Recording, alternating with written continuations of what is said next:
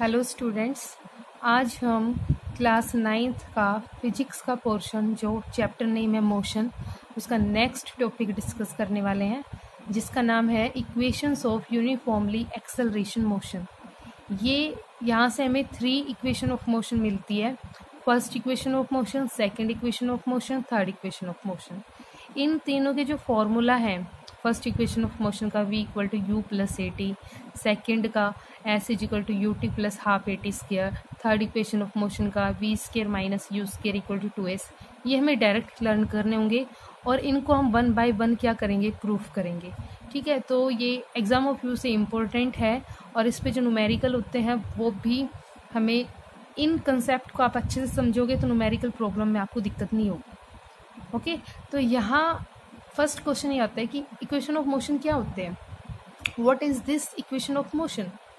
तो जो set of equations होती हैं ये हमें उन पैरामीटर्स के बीच का रिलेशनशिप देता है और वहाँ से हम मोशन को क्या करते हैं, डिस्क्राइब करते हैं। फिर बात आती है कि कौन से पैरामीटर्स हैं।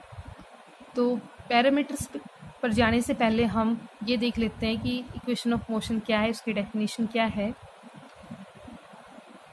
These are the sets of equations that give us the relationship between various parameters that describe the motion। तो वो set of equation जो हमें अलग जो भी पैरामीटर्स हैं उनका रिलेशनशिप देता है, वहाँ से हम मोशन को डिस्क्राइब करते हैं। ओके, तो कौन से पैरामीटर है, व्हाट आर दीज पैरामीटर्स। तो पैरामीटर्स हमारे हैं वेलोसिटी, डिस्टेंस, टाइम, एक्सेलरेशन। ठीक है, तो नॉर्मली क्या है कि जो इक्वेशन ऑफ मोशन है इन चारों पैरामीटर के बीच में रिलेशन फाइंड करने में हमारी हेल्प करती है। ठीक है, इक्वेशन ऑफ मोशन इन चारों पैरामीटर के बीच में रिलेशन फाइंड करने में हमारी हेल्प करती है। ओके, तो यहाँ जो ये तीनों इक्वेशन है ये उन बॉडीज़ के लिए डिफाइन होती है जहाँ वो यूनिफॉर्म एक्सेलरेशन के साथ मूव करता है। ठीक है, that travel with the uniform acceleration. यहाँ से आपको क्लियर हो गया कि इक्वेशन ऑफ मोशन क्या होता है। तो अब हम डिस्कस करते हैं first equation of motion. Okay, first equation of motion क्या है, इसका प्रूफ हम करेंगे।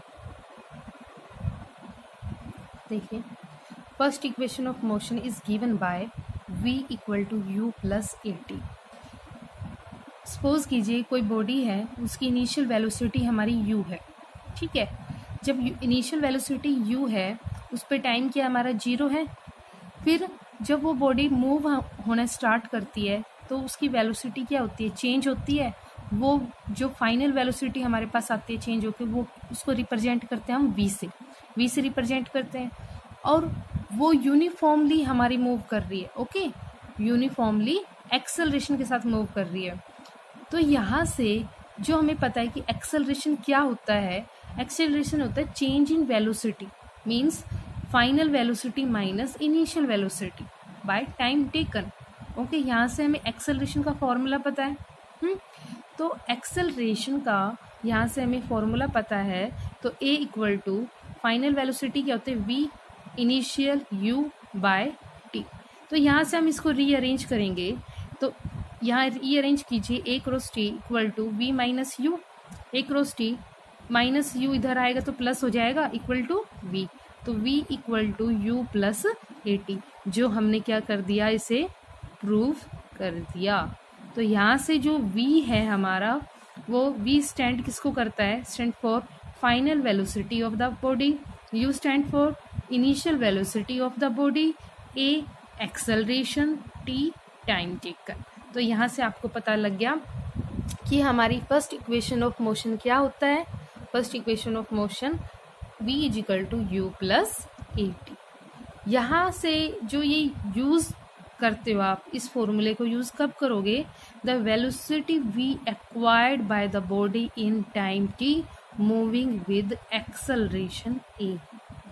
ओके, कहाँ यूज़ करोगे, जब कोई बॉडी है वो उसकी इनिशियल वेलोसिटी v चेंज होकर उसकी फाइनल वेलोसिटी v आती है और यूनिफॉर्मली मूव कर रहा है एक्सेलरेशन के साथ, और वहाँ पर उस वेलोसिटी का जो चेंज आ रहा है इनिशियल से, इनिशियल पे टाइम 0, जो चेंज होकर हमें वेलोसिटी मिली टाइम t, ठीक है, टाइम t पर v मिली, v वेलोसिटी मिली हमें, तो वहाँ हम इस फॉर्मूले को यूज़ करेंगे v equal to u plus a t. Okay, clear है आपको? यहाँ से फर्स्ट इसको क्या बोलेंगे, फर्स्ट इक्वेशन ऑफ मोशन। अब आते हैं सेकेंड इक्वेशन ऑफ मोशन के ऊपर।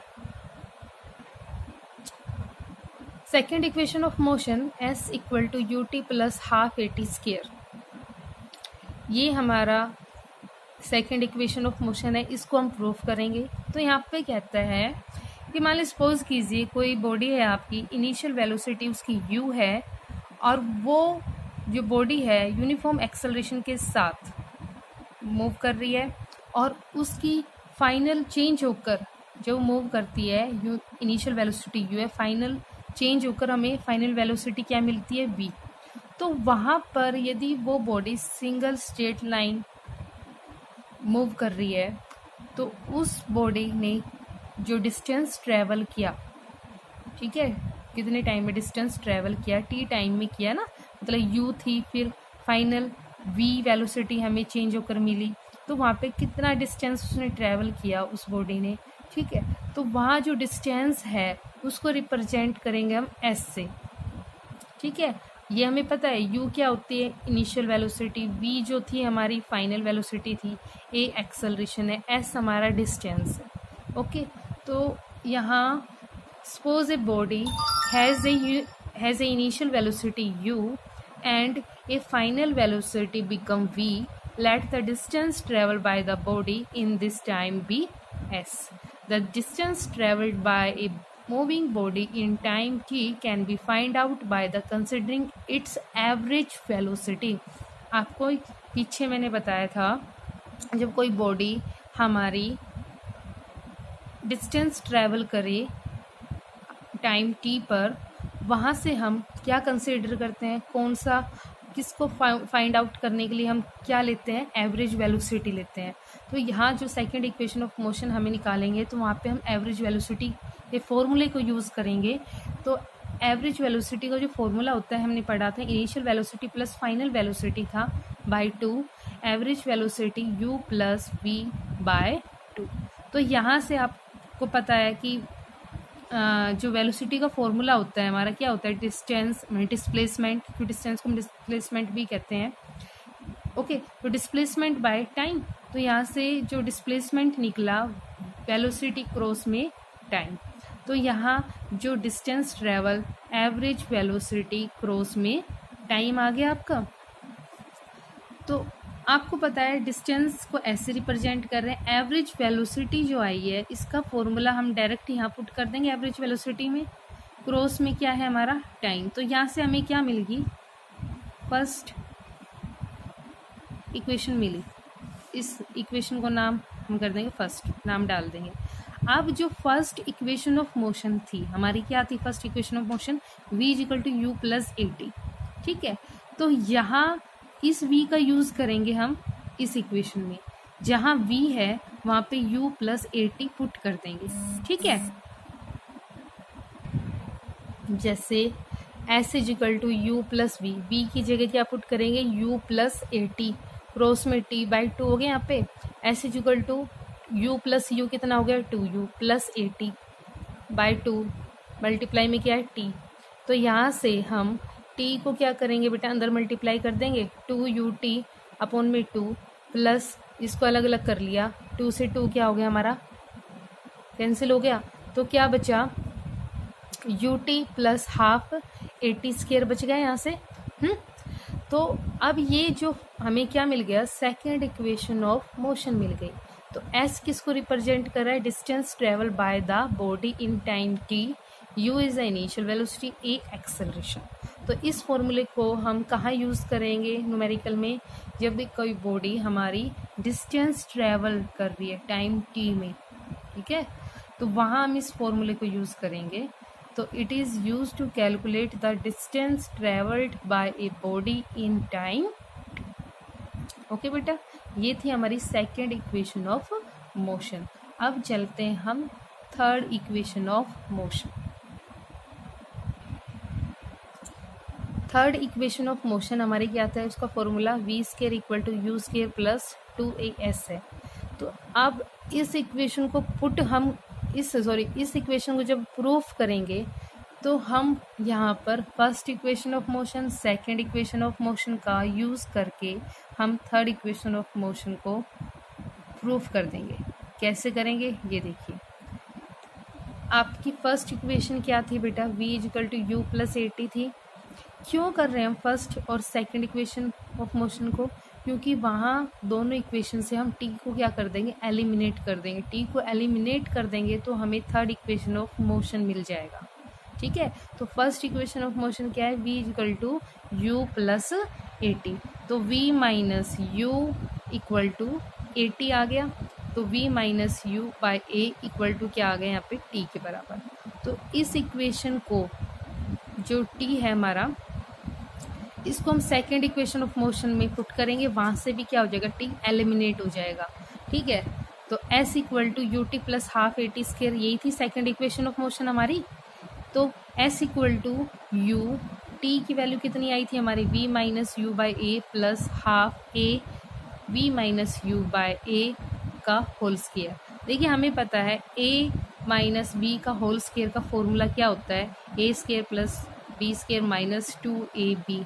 तो यहाँ पर मान लीजिए ये a है, ये b है, तो यहाँ से फॉर्मूले को खोल लोगे, v square plus u square minus 2ub, ये फॉर्मूला यूज़ करेंगे हम।